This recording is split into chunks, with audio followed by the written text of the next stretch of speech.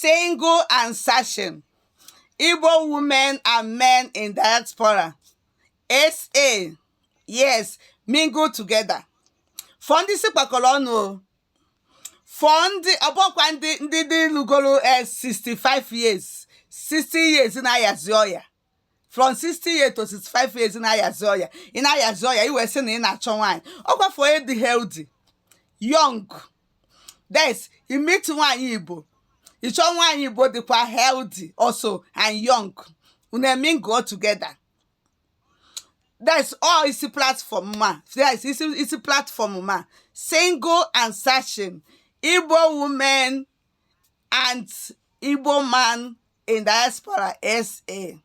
Mingle together, mingle on together. Madam, my first zone are false. So I kedu na elili join anu together.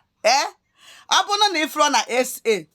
Achọkwa m mmadụ ịpụta na comment section say ma ọ bụ ịpụta n'ife na ibido siba m because tomorrow time na mma na-aga live na join ọnụ tikọ ọnụ isi ọnụ ụmụ ewu kedu na ekedo dị ya achọkwa m ya pụtasị na ndị na-use that word na believe on that word ya na-asị ka ife nwaanyị Igbo bịara ebe a ime na nwaanyị Igbo bịara ebe a enyesi respect nwaanyị Igbo bịara ebe a elubelelu m isi na ọ ya sị ma ọmụnwa nyere ego ji wee bịa obodo ọmụnwa gbalịa tiketi ọmụnwa mere visa achọrọkwa m ndị ya use asụsụ a achọrọ m ndị ya use that language achọrọ m ya cha ọ bụrụ na ị chọrọ ịchọta from Naija yes onwe nọkwa na Naija na ya join kwa anyị ebe a isikwa ebe a chọta ịghọtago onye nọ na Naija ka nwekwa ike join anyị also then isi ebe a chọta talk to the person chọta then isikwa na also na comment section more because achọrọ m ya use that language because ndị na use that language ya ọfọ nwa na-atazi afịa now mgbe ị kasịrị nka ukwu bendie ikpuo isi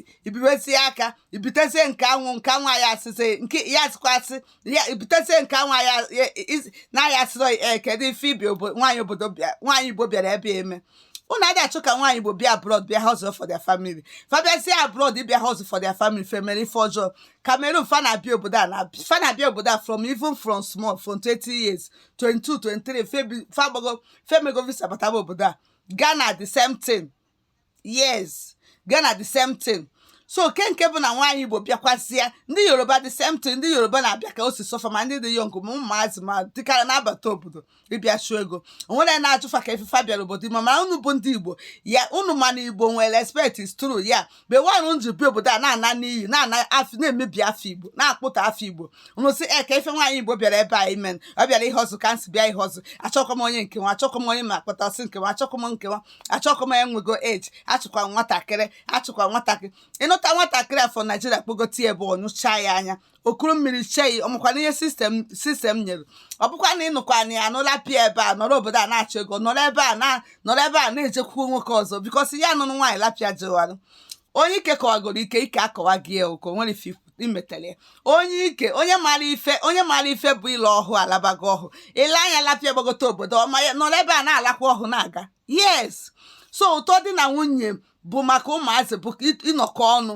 uti nne na nna tokọ ọnụ that's ọ bụrụ na ịdịgole dị na-aba anyị naba ọ bụkwa na ị ka nọ na-achọ ego mgbe ego bịa kedu mgbe ego anyị abịa cheki onye ịchọbara ụdị ego abịabe chekizie onye ya adịkwu eji ego wee bịa ụmụ anụmanụ